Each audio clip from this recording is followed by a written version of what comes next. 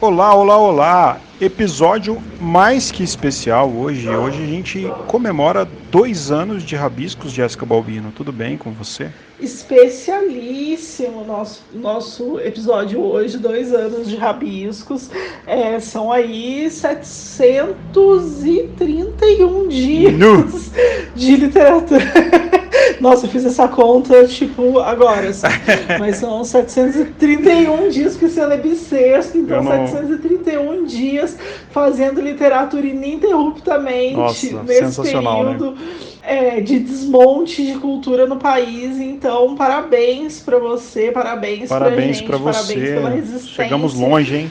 de manter um podcast de literatura semanal no ar, porque é isso, né? Não é só quando a gente bota ele no ar que ele existe, né? Ele existe quando a gente lê, nos contatos que a gente faz, nas entrevistas, no pensamento da pauta, no desenvolvimento de É. roteiro, enfim, várias coisas. Então, vamos considerar aí 731 dias de rabiscos existindo no Eu sou mundo, muito, né? São em dois sou muito anos. feliz de gravar o Rabiscos porque, bom, literatura é uma coisa que nós dois amamos muito. Eu acho que a gente deixa isso claro, né? Nós somos leitores compulsivos, nós somos comentadores literários compulsivos, mas eu acho que o mais legal que trouxe o Rabiscos para mim, assim, enquanto leitor também, enquanto escritor, é aumentar o vínculo e o laço com as pessoas que estão de fato produzindo hoje no Brasil, sabe? A gente viajou aí por vários estados com os convidados, né? A gente conheceu vários tipos de escrita e conhece cada dia mais. E o grande barato da literatura contemporânea é muitas vezes a pessoa chega no nosso podcast sem conhecer o que está acontecendo no momento atual, ou não é tão ligada no momento literário, e começa a ouvir as pessoas novas, fala, nossa, que tema interessante, olha que legal esse livro, que bacana essa dica. Então isso nada paga, né? Esse estreitamento de vínculo que a gente tem a cada dia mais, assim, com Rabiscos. E isso é o maior prêmio para mim, assim, de coração. Sim, sem dúvida. Para mim, eu acho que o processo, né, de fazer o podcast é o grande barato, Uhum. né? É o envolvimento, o prazer, o tesão que a gente tem em manter a literatura viva. Eu sou jornalista porque eu gosto de história, Uhum. né? Porque eu gosto, sobretudo, de ouvir histórias, de conhecer histórias. A minha curiosidade diante de quem faz essas histórias, quem conta essas histórias, quem mantém a literatura viva é muito Uhum. grande, né? Eu sou muito movida por isso. Então, quem ouve o Rabiscos já sabe, e quem está chegando agora esteja sabendo, né? Eu acho que o grande barato do podcast, pelo menos do nosso, é desacralizar, né, a É. literatura, é tirar ela do pedestal, é Isso. tirar ela desse lugar inalcançável em que muitas vezes ela é colocada, e que a gente não, e que para que outras pessoas não acessem, que seja um ponto de distinção, Uhum. de se considerar melhor ou maior do que os outros porque tem acesso à literatura. E a gente faz muito esse caminho inverso, que é tentar aproximar as pessoas da literatura. Claro que a gente está falando de um nicho, né? Claro que a gente está Uhum. falando de um público muito específico, que é um público que gosta de ouvir podcast e tudo mais, mas eu fico muito feliz porque a gente tem crescido, né? O nosso público ouvinte tem aumentado, a demanda de pessoas que nos procuram para participar também, Uhum. o que é muito gratificante. Hoje em dia, Então, estou muito hoje em dia é feliz. legal que a gente consegue chegar nos escritores hoje e falar, olha, você tem interesse em gravar uma entrevista para o Rabiscos? O escritor, a maioria das vezes, já conhece o programa, já ouviu o programa. Então, o nosso acesso hoje é mais fácil, porque eu lembro que no começo era muito difícil, né? A gente ia conversar com as pessoas, mas o que é isso? Vai passar onde? É na TV, né? Tinha gente que perguntava, é no rádio? Não, é no streaming, né? É como se fosse um rádio, só que é no streaming. Aí as pessoas ficavam meio assim. E hoje, né? Eu acho que a prova viva nossa foi na Flip o ano passado, né? Que o tanto de gente que vinha conversar com a gente falando, olha que legal, conheço o seu podcast, eu ouço Rabiscos, que bacana, por que eu não levo fulano, levo ciclano? E lá na Flip foi legal, porque como a gente tem contato humano, né, você sai um pouco dessa coisa de números virtuais, né, porque do outro lado sempre tem um ser humano, sempre tem um ouvinte que está lá, que está antenado. E quando eu gravo, quem grava eu e você, né, nos episódios raízes e eventualmente com convidado. a gente parece que a gente está batendo papo por telefone, porque essas conversas que a gente tem aqui no Rabisco são conversas que a gente naturalmente tem também. Então isso, quando você pega essa dimensão e amplia, fala, nossa, eu fui olhar o download de tal episódio, já está com 400 downloads únicos no Spotify, por exemplo. Você fala assim, nossa, então já são 400 pessoas nesse curto período que já baixou e já está ouvindo. E 400 pessoas é muita gente, né? Depois a gente vai falar um pouco dos números, mas, por exemplo, quando a gente fez o ao vivo, 1 ano, né?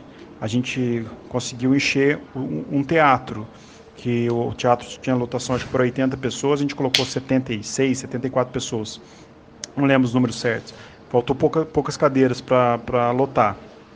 Aí a gente tem a dimensão, porque parece que 70 pessoas na internet é pouco, né? Fala, nossa, 70 curtidas, 70. Mas quando você transforma isso em gente, sim, você fala, mas nossa. 70 corpos, né? É muita coisa, né? Mas assim, olha, eu nem julgo no começo, quando as pessoas não sabiam, né, o que era o podcast, tinha essas dúvidas, até porque eu mesma não sabia o que era um podcast, né? Quando você me chamou para fazer, eu falei, beleza, vamos fazer, como é que faz? O que a gente vai fazer? Porque eu realmente não era ouvinte de podcast. Eu lembro que até então eu tinha sido convidada para participar de um que acabou nunca rolando essa gravação, porque ela era presencial em São Paulo e tudo mais.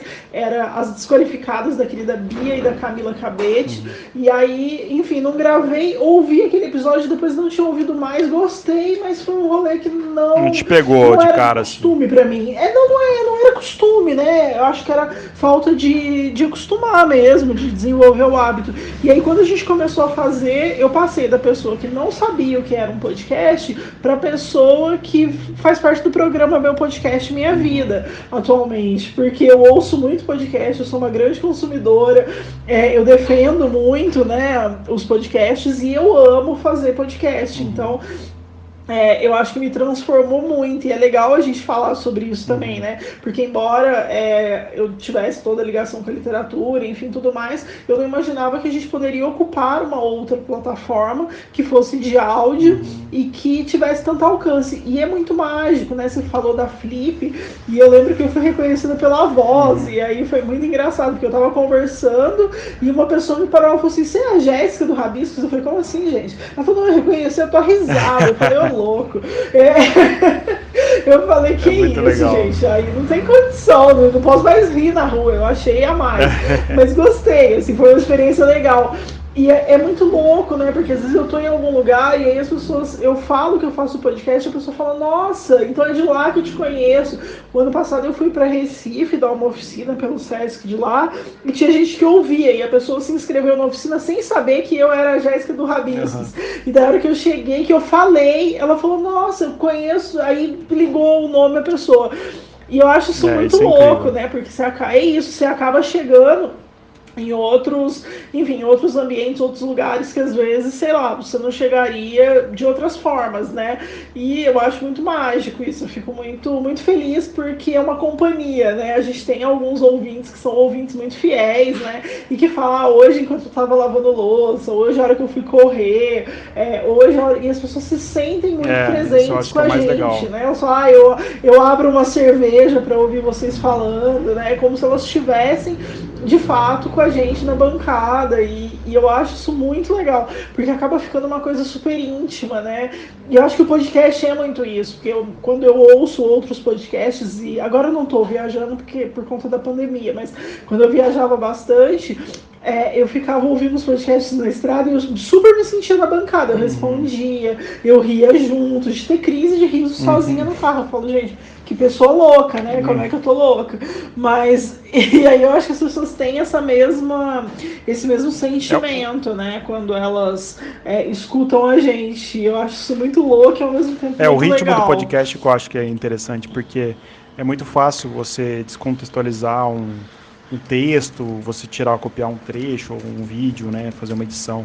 Agora o podcast já é uma coisa que a pessoa, necessariamente, ela para um pouquinho, ou ela tem que concentrar ainda que esteja fazendo outra coisa, mas por um período geralmente um pouco maior do que um vídeo, do que um texto que ela quer ler, aquilo que ela interessa, uma chamada, né? E isso aproxima muito o público, né? Fideliza também, né? Porque a gente vê pelos próprios números crescentes, que a cada episódio cresce, e fideliza também a identificação.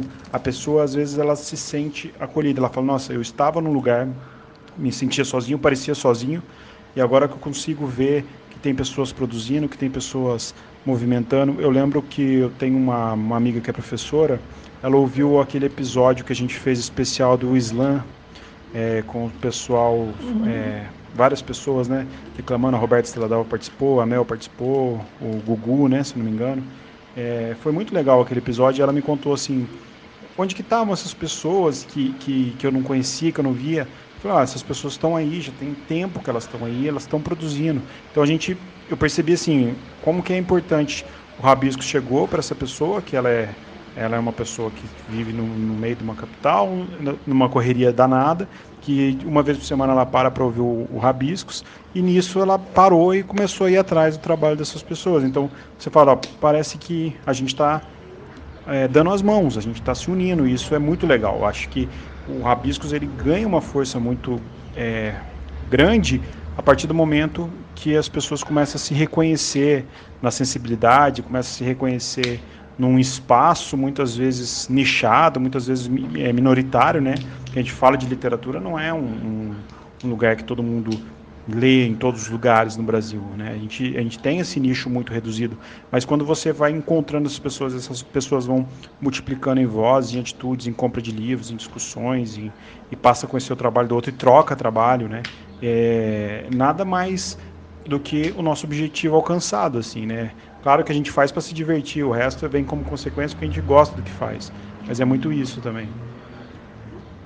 Sim, e isso que você falou, eu acho que se deve muito a um trabalho curatorial, né? Que é um trabalho que, como sempre, né? A curadoria fica sempre muito escondida atrás do que é o produto final, do que chega para o ouvinte, para o consumidor e tudo mais. Mas que é um garimpo, né? Você conseguir produzir uma pauta de literatura semanalmente, sem se tornar repetitivo, sem ser mais do mesmo, sem ficar falando de coisas muito aleatórias ou que pertencem zero à realidade de quem está te ouvindo, é um desafio. E eu entendo que, pelo menos para mim, é o principal desafio, mas também é uma das coisas que mais me motiva, assim, que mais me dá gás, que eu mais gosto de fazer, né? Eu gosto de fazer curadoria, mas é isso, é um garimpo, né? Eu comparo muito a curadoria com um garimpo, então você tem que ali cavar muito até achar a sua pedra preciosa, né? E eu acho que a gente tem aí um histórico de episódios que são pedras preciosas justamente por isso, porque as pessoas não sabem que aquilo existe, e isso é um grande barato também, né? Porque você clicar para ouvir uma coisa que você já conhece, não faz tanto sentido, mas uma coisa que você não conhece, pode se identificar, eu acho que é o grande lance, né? E aí quando você traz, por exemplo, esse episódio do Islã, quando você traz indígenas para falar de literatura, quando, sei lá, a gente fala de ghostwriter, quando a gente tenta pensar essas pautas que estão fora do centro, fora do que é normativo, fora do que é esperado, a gente consegue alcançar e dialogar com muito mais gente, né? Eu acho que é, de fato, um grande barato. Essa curadoria assim, mista é muito legal, e né? o retorno é esse, né? Essa curadoria mista que a gente consegue, em cada episódio, falar de coisas totalmente diferentes e, ao mesmo tempo, completamente voltadas para a literatura e para a arte, né? Com exceção das séries que a gente faz também, mas é muito legal isso, você falar sobre, você citou aí o episódio da Jana Aguiar, Ghostwriter, e falar sobre os contos da história da favela da Rocinha com o Edu Carvalho, sabe? A gente consegue costurar muitos caminhos, né, literários. É mérito da curadoria total. Sim, porque e aí também eu entendo que isso aproxima, né, quem está ouvindo justamente por isso, né, porque você leva a literatura para perto dela, né, então ao mesmo tempo que com o episódio do Edu, por exemplo, você consegue dialogar com uma pessoa que também mora na Rocinha e também escreve, com o episódio, sei lá, da Márcia Cambeba, você consegue dialogar com uma pessoa que mora em Roraima e também escreve e é indígena, né, e aí, sei lá, com os episódios da Ocupa Bevoar, você consegue dialogar com pessoas acadêmicas que estão pesquisando, mulheres que foram mortas lutando pelos direitos de outras mulheres e morreram pela mão do Estado. quando você faz um lance sobre reportagens, né, sobre jornalismo, igual que a gente fez, você alcança aí um outro público, que é um público interessado em reportagem, público de comunicadores, e assim sucessivamente, né? Então eu acho que a diversidade de temas, né, é sempre muito plural, e isso chama cada vez mais público, e um público cada vez mais diferenciado. A chance de acertar o público acaba sendo maior, né? E aí, a partir daí, esse mesmo público passa a ouvinte e passa a conhecer outras coisas que não estão ali no entorno, igual o caso dessa sua amiga professora, que você falou que não conhecia, por exemplo, o Islã. E que legal que ela conheceu através do Rabiscos. Eu acho que é bem nessa linha, assim, a gente consegue... É isso, né? O objetivo se cumpre aí, né? Quando você consegue apresentar alguma coisa, a pessoa consegue se emocionar, vira uma consumidora daquela literatura e mostra que a literatura está super presente no cotidiano de todo mundo, né? Não importa a forma, né? Eu acho louco isso, porque muitas vezes eu sinto que o cânone, né, que a academia, lidam com a literatura de uma maneira muito erudita, de uma arcaica, maneira muito elitizada, muito arcaica, né, que é sinônimo de pau no cu, que todos nós ouvintes sabem aqui que arcaica é sinônimo de pau no cu, pelo menos pra mim, né, eu não consigo pensar de outra maneira. E é isso, mas lidam de uma maneira muito reduzida, na verdade, né? Tipo, é uma coisa muito especial, e não sei o quê. Mas não, é uma coisa que está no dia a dia, é uma coisa que está no cotidiano, é uma coisa que está no muro, que está no pano de prato, com uma frase, sei lá, da Clarice Lispector, que está na roupa, que está numa pichação, não sei, não interessa. Mas está presente, e aí conseguir fazer essa curadoria dessa maneira que abranja inúmeros assuntos, eu acho que é um desafio, mas também acho que é um mérito. Eu que não gosto de meritocracia, mas nesse caso sou obrigada a defender, eu acho que é um mérito do Rabiscos fazer essa curadoria. Aqui nós estamos no estado ditatorial, Rabiscos. Vamos falar um pouco dos números? Dar uma pincelada nos números, que eu acho interessante, porque os números refletem muito o movimento, né, do Rabiscos, né? Hoje a gente consegue, com base nas análises que os hosts de hospedagem dão, a gente consegue ter uma noção, e é muito legal ver onde tem os nossos ouvintes pelo mundo, né? Por exemplo, foi uma grata surpresa saber que o segundo país que mais ouve o Rabiscos é os Estados Unidos, né? Eu achei que pudesse ser, sei lá, Portugal até, né? Claro que são brasileiros, né? Que moram lá, ou pessoas que falam português. Sim, mas destacando aqui os países que mais têm ouvintes do Rabiscos, os Estados Unidos, Alemanha, a Irlanda e Portugal. Esses países têm bastante gente aí ouvindo a gente. E claro que tem vários lugares do mundo que tem ainda, Canadá, México, Colômbia, enfim, muitos países. Eu fiz uma lista aqui com os países. Para minha decepção e tristeza, a América Latina quase não escuta. Acho que é Colômbia, né? Peru e Chile. Os números são muito pequenos. Os números pequenos, né? Acho que Peru, Chile e Argentina são os que mais ouvem na América Latina, mas ainda assim é pouco, né? Claro que a gente tem a barreira da língua, né? E tal, tipo, imagino que quem ouça lá, de repente, até são pessoas que, enfim, são latinas, nós também somos, mas enfim, são sul-americanos, não necessariamente brasileiros vivendo lá, né? E diferente, sei lá, da Alemanha, que eu presumo que sejam brasileiros, justamente em razão da língua, né? Nos Estados Unidos também, o número dos Estados Unidos é altíssimo. Aproveitando e falando em números, a gente teve nesses 2 anos quase 50 mil plays e downloads. Eu não sei avaliar se isso é um número alto ou não, em razão de sermos um podcast de nicho, né? Então eu não sei dizer, mas eu fico muito feliz com esses números, porque também é isso. Para mim, o barato nem é o número de pessoas que estão apertando o play ali, mas o quanto isso fez diferença na vida dessas pessoas, né? O quanto o Rabiscos é um podcast que é presente no dia dessas pessoas. E esse retorno que vem com essas mensagens, né? A pessoa fala, eu deito e escuto e me acalma. Enfim, coisas que a utilidade, né?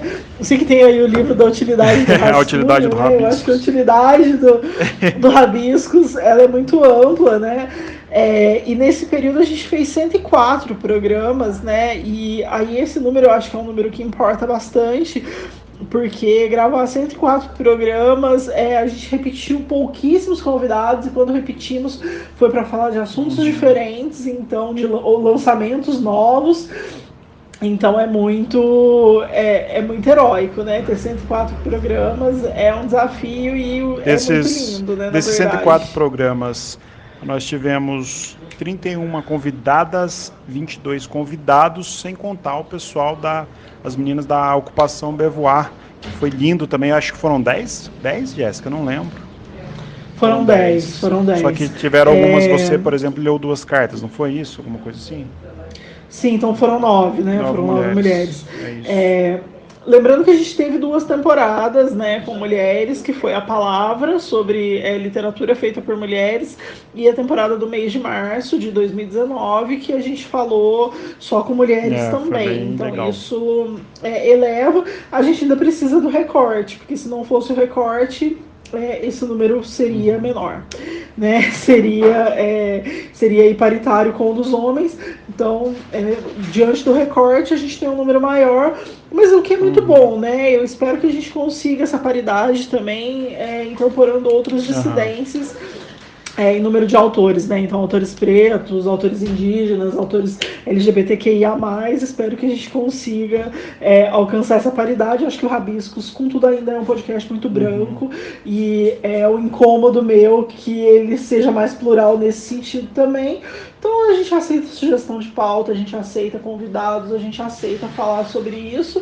Se as pessoas que estiverem nos ouvindo, basta mandar uma mensagem, a gente se organiza para falar sobre isso, né? Acho que, mas penso que a gente está no caminho, assim, né, da representatividade, da diversidade. Eu acho que a gente tem conseguido não deixar ninguém de fora, né? Não ter um pensamento super hegemônico. E a gente sempre mesclando dentro do que a gente vê na produção, né?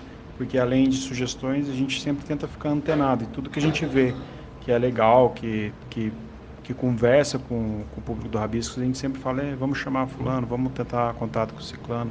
E isso deu, né, por ideia da Jéssica até, sua ideia, Jéssica, de montar os temas e as séries também, né? E isso foi muito legal, porque a gente consegue reunir uma pluralidade dentro do mesmo tema, né? Quando a gente fez você citou aí essa das mulheres, a gente teve esse trabalho da Ocupa Beauvoir na Flipei, né?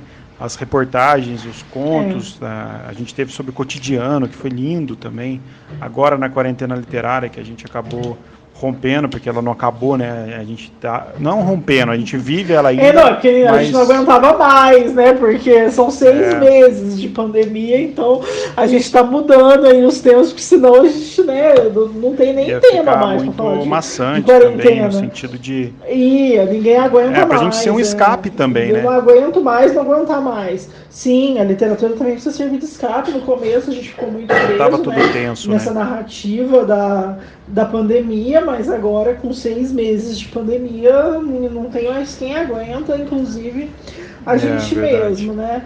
Mas, Tadeu, eu queria voltar um pouquinho mais ainda para o nosso lado de dentro, e aí eu queria que a gente conversasse um pouco sobre algumas coisas do Rabiscos nesses 2 anos, e que são pessoais. E aí eu queria começar te perguntando o que você acha, né? Porque existe um mistério, né, nas nossas estatísticas que eu ainda não consegui desvendar. Eu já contatei outras pessoas da comunicação para me ajudar, outros podcasters. Eu tô intrigada com isso. Por que os nossos episódios raiz têm mais ouvintes que os episódios com convidados, ainda que o convidado seja famosérrimo? O que você acha que acontece? Qual que é o pulo do gato? Eu não tenho essa resposta, mas olha, eu não sei. Às vezes eu me pergunto, será que é o dinamismo? Será que é o jeito de... Porque a gente tenta fazer um episódio muito parecido, mas olhando os números, é impressionante. É o que você falou, às vezes tem convidados muito famosos, assim, mas os episódios raiz, eles tendem a ter mais gente ouvindo, e às vezes muito mais gente ouvindo. E eu não sei se é um papo mais rápido, mais dinâmico. Eu confesso que eu preciso contratar essa consultoria que você citou aí pra gente chegar. Nossa, eu tô muito. Isso me intriga demais, ao ponto de eu ficar O que você acha? Gente, o que acontece? Qual que é? Eu não tenho ideia. Eu penso que é a fluidez do episódio. Eu acho que a gente fica mais solto, vira mais uma conversa de bar. Mas eu tenho muito medo, porque, por exemplo, né, a gente poderia falar de temas muito só nós dois, mas ia ficar maçante, porque chega uma hora que esgota nosso ponto de vista, né? E aí eu acho que a gente precisa de outros pontos de vista sobre outros assuntos. E daí, por isso que a gente faz episódio com convidado, para quem tá ouvindo aqui, ama muito o episódio raiz. Manda esse retorno pra gente, fala por que vocês ouvem mais. A gente quer saber.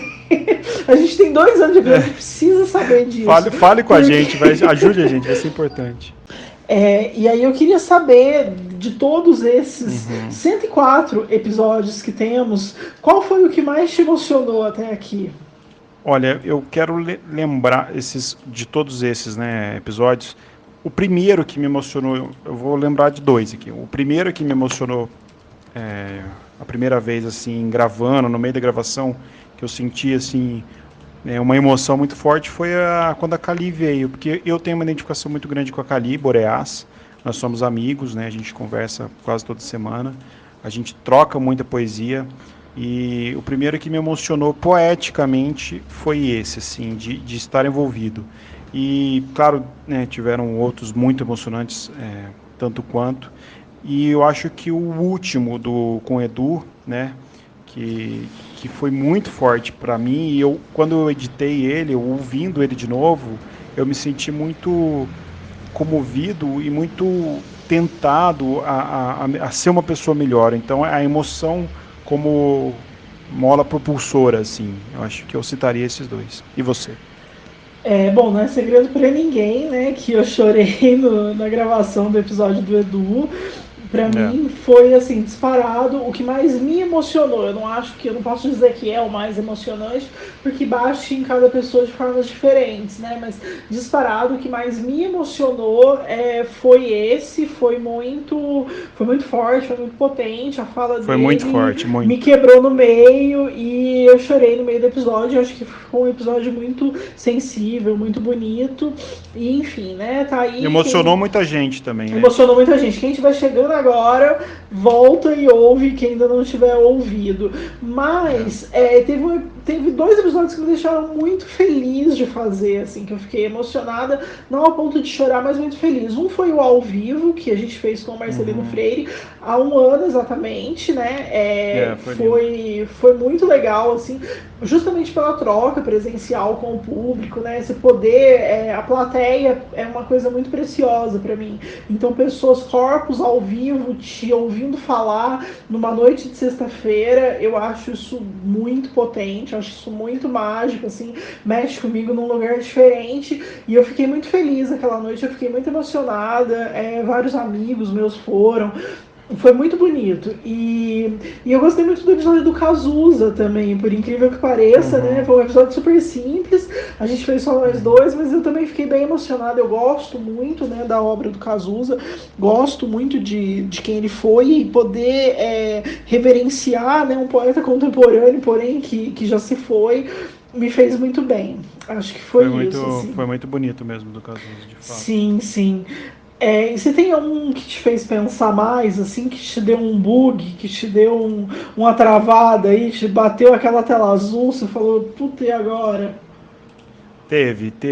Eu acho que o da Kika Sena e o da Márcia Cambeba me fizeram pensar muito, porque eu vi como eu estava inerte às questões, né? A Kika Sena levantou muitos pontos sobre discussões de transexuais. A Márcia Cambeba, que é uma indígena, né, que é dos povos originários, né, que é o termo mais correto, ela me fez pensar muito também em como apresentar esse tema e como me inteirar mais sobre esses temas e como consumir mais a arte dos povos originários. Eu acho que esses 2 me fizeram pensar bastante.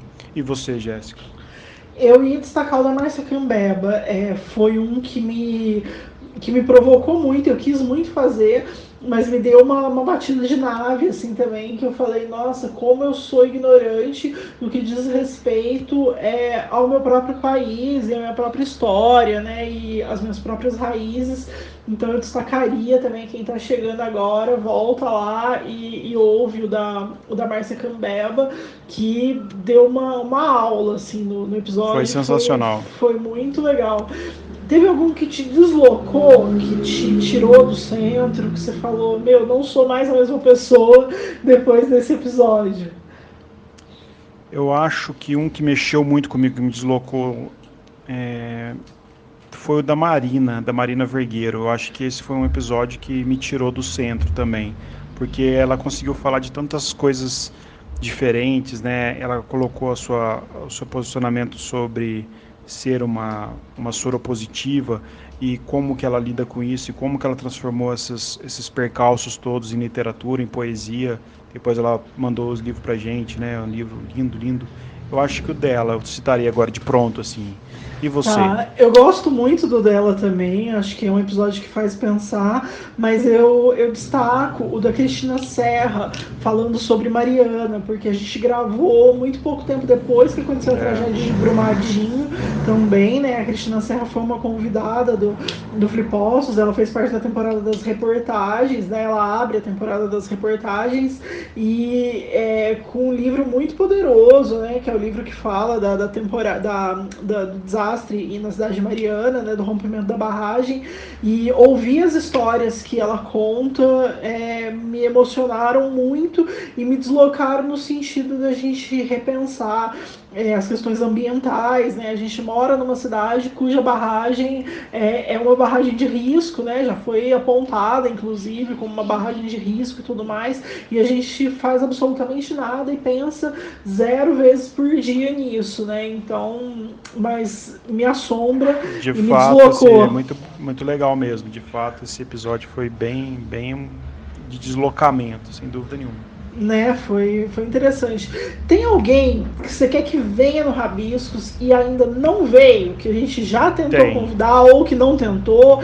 Quem que você quer muito no Rabiscos? Eu queria muito no Rabiscos a Conceição Evaristo, muito. Eu sou muito fã dela. Muito também. Eu acho que ia ser lindo se ela viesse. Vamos reforçar esse convite, então. Eu não é segredo pra ninguém também. Quem ouve, né, o Rabisco sabe que eu queria muito Marcelo Rubens Paiva. Eu É verdade, você já falou isso várias vezes. Eu já falei isso várias vezes. Alguém que conheça o Marcelo Rubens Paiva, por favor. Por favor, faz essa ponte. Obrigada, né? Era meu crush de adolescente. Quebra essa pra nós, fala pra ele vir aqui. Vamos mobilizar aí. Hashtag aceita Rabiscos Marcelo Rubens Paiva. Nossa, que hashtag grande. Nossa, ficou muito grande. Tem alguma editora que você quer uma parceria, que a gente não tem parceria, que você quer uma parceria, que você não aguenta mais comprar os livros, que você acha que você merece receber? Tem uma editora que a gente sempre fala dos livros dela aqui, e a gente vira e mexe vê notícias também do livro, que é a editora Malê, da literatura afro-brasileira. Ela ia ser muito bom ter uma parceria com o Rabiscos, eu ia ser muito feliz, porque sempre tem títulos muito interessantes, sempre tem temas muito legais, e eu acho que seria essa. E você? Wagner Amaro, se você estiver nos ouvindo, manda livros pra gente, Wagner. A gente não tem mais dinheiro para comprar livro, então quebra essa para nós. Eu queria a editora Morro Branco, que é uma editora que publica muita distopia, muita ficção científica, escrita por mulheres. Eu já recebi alguns livros deles, mas foi muito pontual, então eu não tenho mais contato com as pessoas que trabalham lá, mas eu gostaria de ter com as novas pessoas, então eu gostaria dessa parceria, seria muito importante para mim. Mandem livros pra gente, Morro Branco. Sabe qual editora é legal também, que tem uns livros lindos, eu já falei em vários episódios? A Dark Side.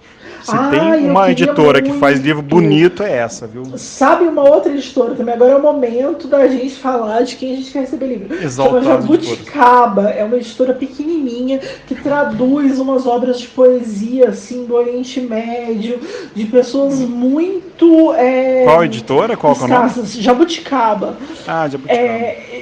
E assim, são obras que dificilmente chegariam no Brasil, então é um trabalho curatorial de tradução incrível. Eu queria muito receber os livros deles e também queria muito receber os livros da editora Macondo, que também publica poesia. Macondo, por favor, manda livros pra gente, assim, nunca te pedimos nada, então quebra essas, né? Manda aí, a gente fala nos programas e tal. Seria massa essa parceria aí, quem estiver ouvindo a gente faz chegar na editora. Atenção editoras, hein?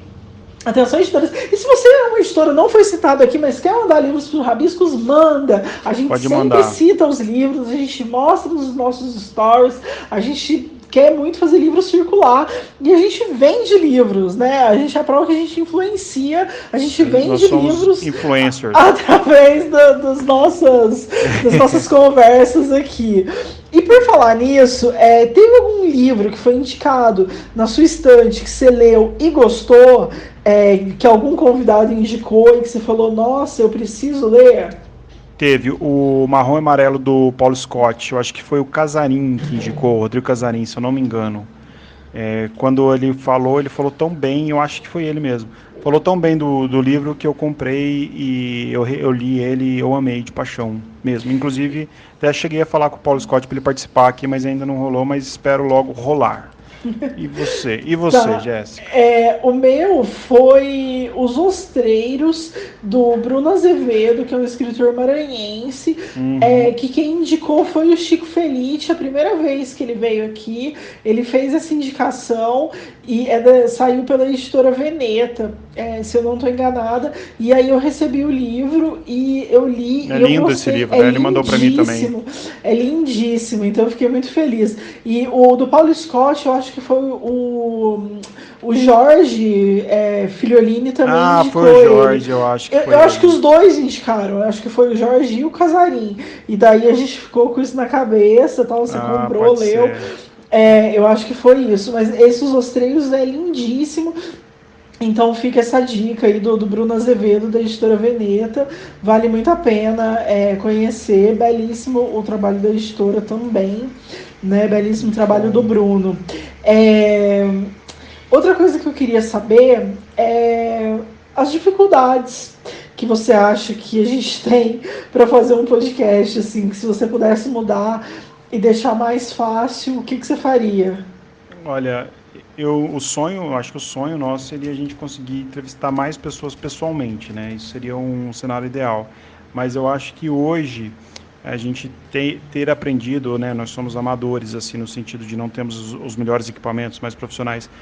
Mas as dificuldades ainda no tempo de edição, qualidade do som, que a gente sempre está buscando melhorar, porque é um programa que a gente apresenta áudio, né? Áudio apenas.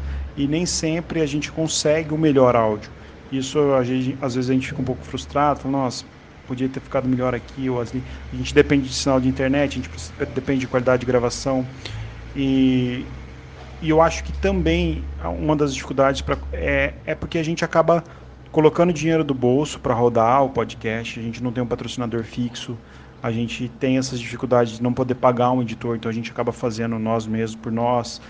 E essas dificuldades de conseguir se manter enquanto um meio de comunicação artístico, né?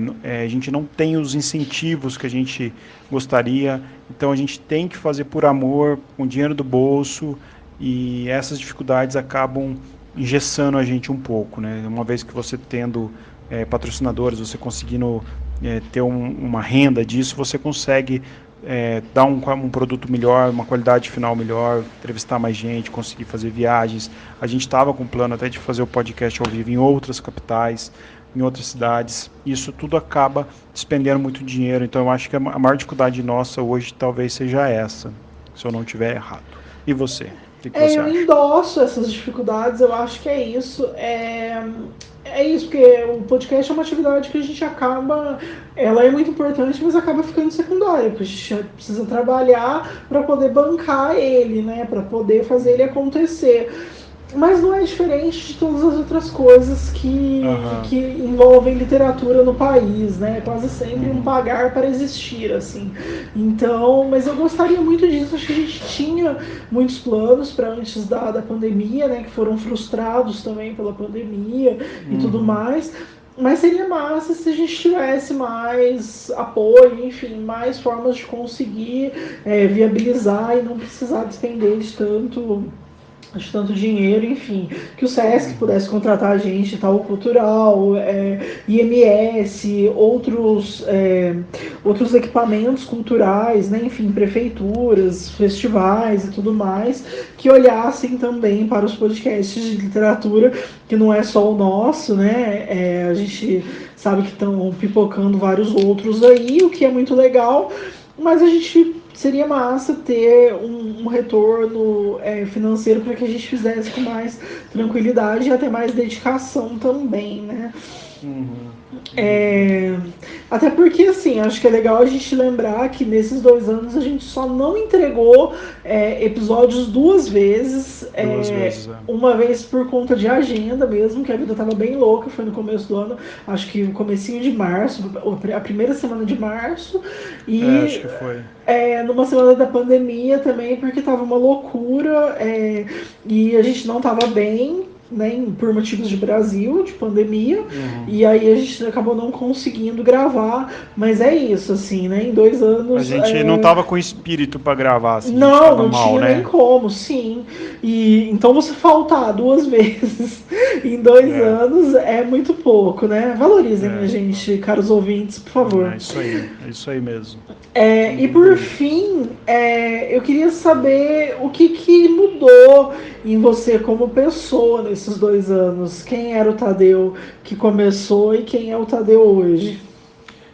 Eu acho não. O que mudou em mim foi aprimorei muito a minha capacidade de ouvir.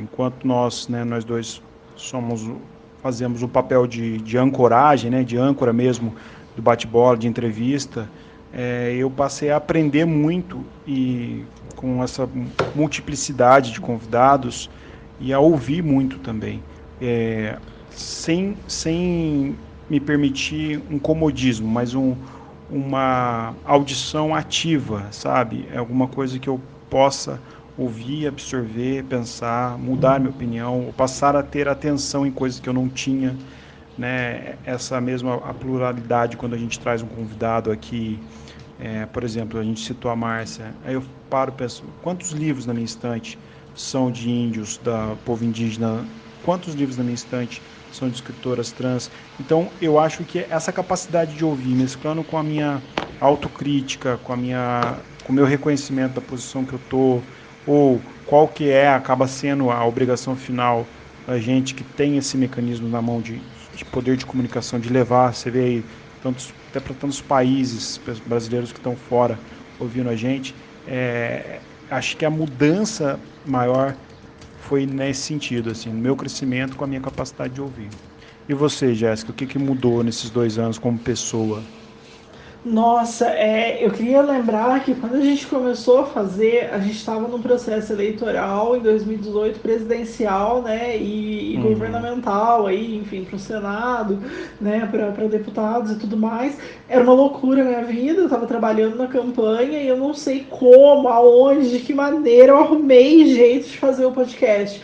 Mas isso eu não desisti naquele período, eu não desisti mais, assim, porque era uma loucura a minha vida, e só que assim, era um período que a gente ainda tinha alguma esperança no processo eleitoral e na democracia e tudo mais.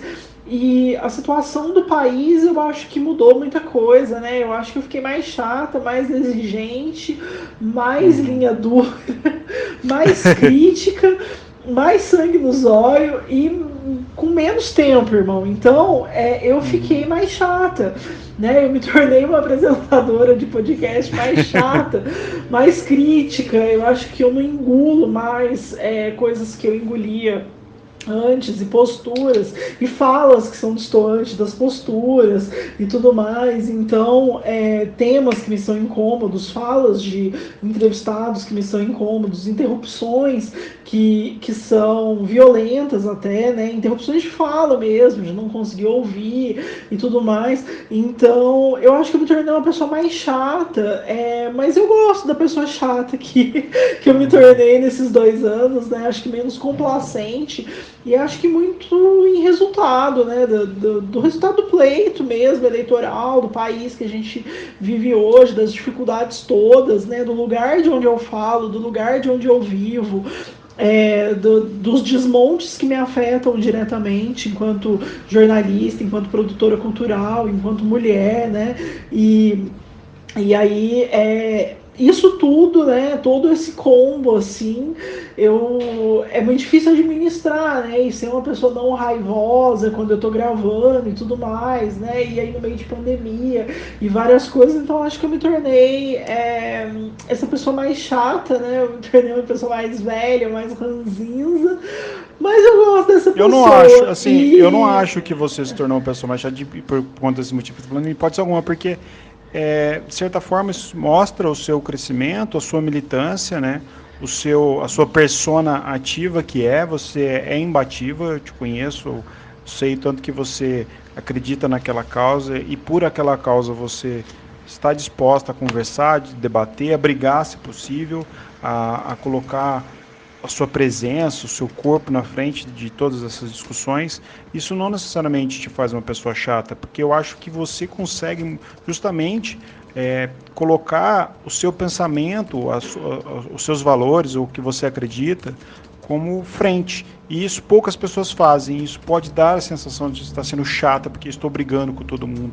Mas isso é uma atitude, para mim, corajosa, porque você precisa, às vezes, para a gente se socializar, para a gente frequentar outros ciclos, para a gente conseguir coisas assim de trabalho, ou uma discussão ali ou lá, a gente tem necessariamente que recuar um pouco, e isso acaba, às vezes, anulando a gente, e você sendo assim, você está sendo autêntica, então as pessoas que se aproximam, que gostam, que querem estar com você, querem te ler, querem consumir seu conteúdo, elas fazem por quem você é de fato, porque você não veste máscaras. Então eu acho que não é nada de chato, eu acho pelo contrário, isso aí é maturidade, e uma maturidade muito inteligente até. Eu tenho essas dúvidas, né? Não sei se é necessariamente maturidade, mas acho que é autenticidade, né? Eu acho que autenticidade é sim uma palavra, mas eu entendo que é bacana porque a gente não. O público continua ouvindo, né? O público continua ouvinte, né, da gente aqui. Então. Isso mostra que estamos bem. Isso mostra que a gente está bem nesse rolê, né? Então me deixa mais tranquila, assim. Ô, Jéssica. Oi. Agora nós vamos lançar amanhã, né, nesses 2 anos, já indo para a reta final aqui do programa, que já passou de 50 minutos, mas indo aqui, nós vamos ter uma ocupação no nosso Instagram, a partir de amanhã. Queria que você falasse um pouco, ideia sua, eu achei genial quando você me falou, queria que você contasse e anunciasse aí para o nosso ouvinte o que vai ser essa ocupação.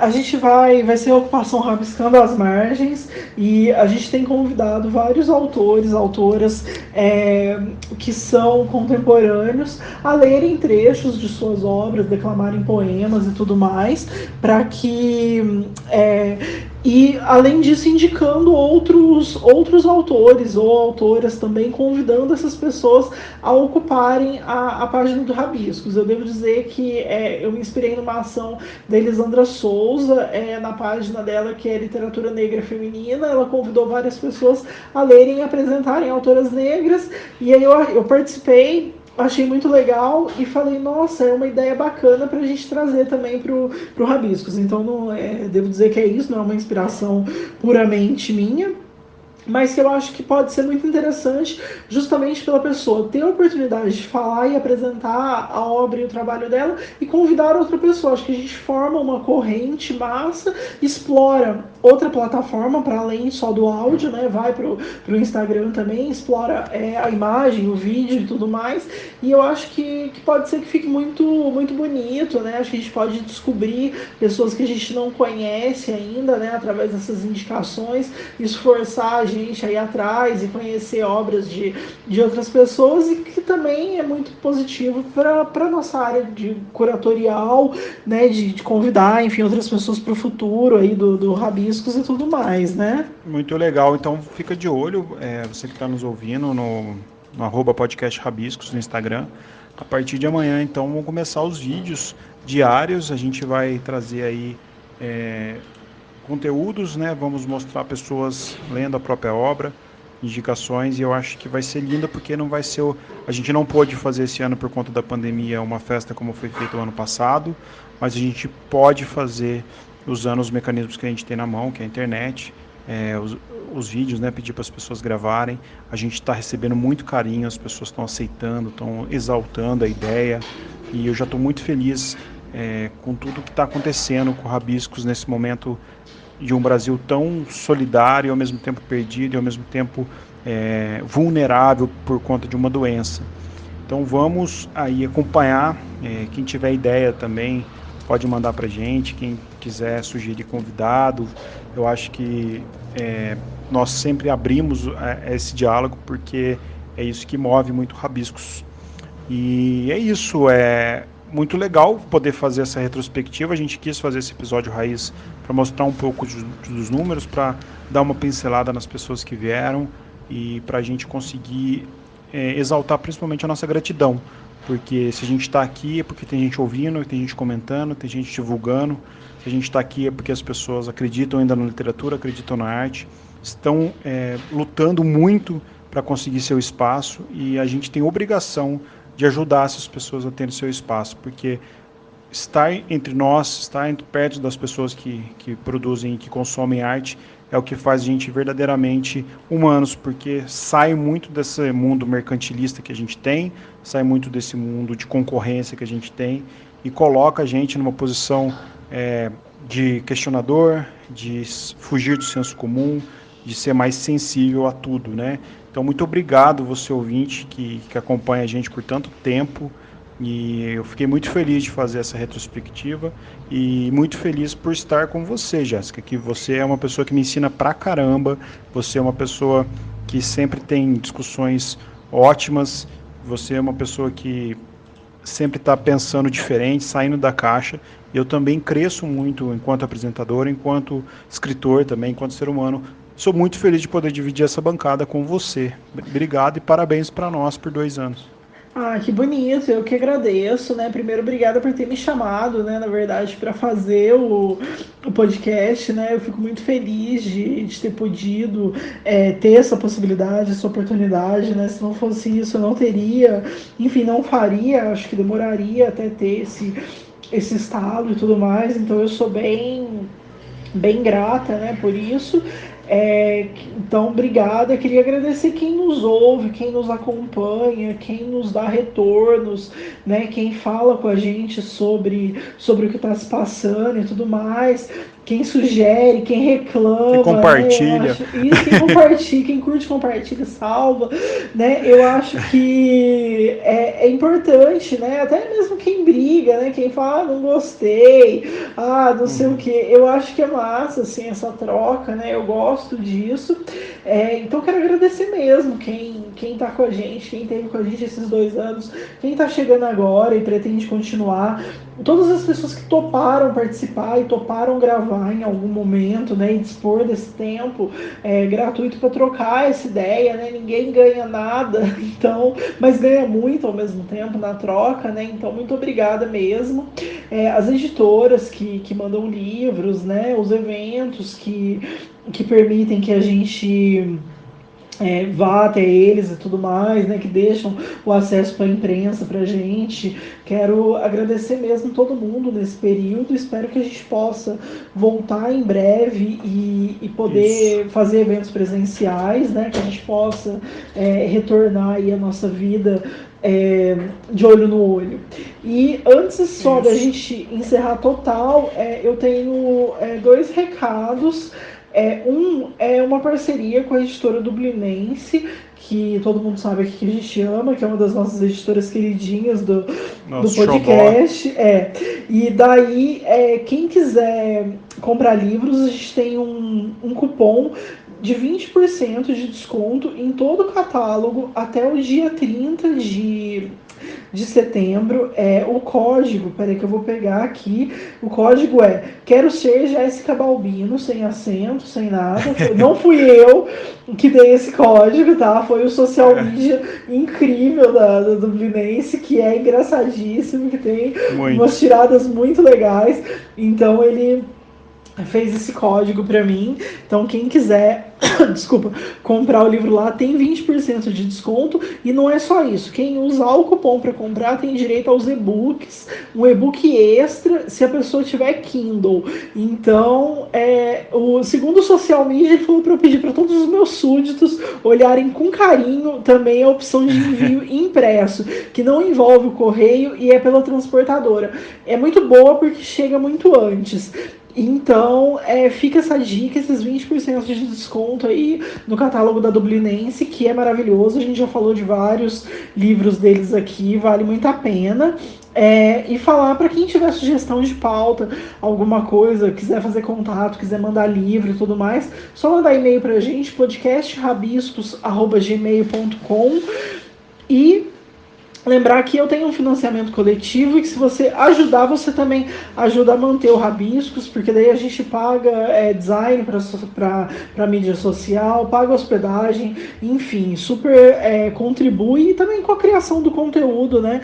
E eu apoio-se, então apoia.se/Jéssica Balbino, mas o link também tá na descrição do episódio. É só ir lá a partir de R$2. E daí não ajuda só a mim, 30% eu apoio outras pessoas ou iniciativas que também precisam durante a pandemia. Então fica essa dica aí, ajuda nós, compartilha, sugiram. A gente não fez um na sua estante de 2 anos, vamos fazer rapidinho o que tem na sua estante hoje? Cadê o Rodrigues? Vamos fazer. Eu tô lendo o livro A Noite da Espera, do Milton Ratum, que é o primeiro volume da série O Lugar Mais Sombrio.